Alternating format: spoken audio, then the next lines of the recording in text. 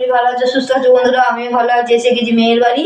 আজকে মেয়ের বাড়িতে এসে দেখো করবো আমি পনির আর ফুলকপি দিয়ে তরকারি। পনিরটা এবার আমি কাটবো, ফুলকপি কেটে নিয়ে চলে এসেছি। মশলা আমি পিষে রেডি করে আসছি অনুসারে। কম তেল দিয়েই খাই আমরা, কারণ এমনিতেই ফুলকপি গ্যাস, তার জন্য হালকা পাতলা করেই রান্না করবো।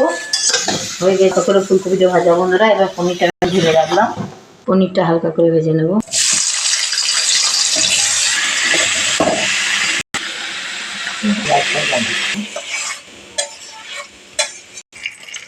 ফোড়নে তেজপাতা, একটু কাঁচা লঙ্কা, টমেটো দিয়ে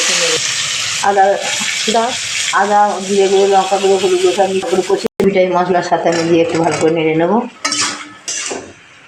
কষা হয়ে গেছে, পরিমাণ মতো জল, লবণ, মিষ্টি একটু সব একটু পরে দিচ্ছি। পরিমাণ মতো লবণ দিয়ে দিলাম।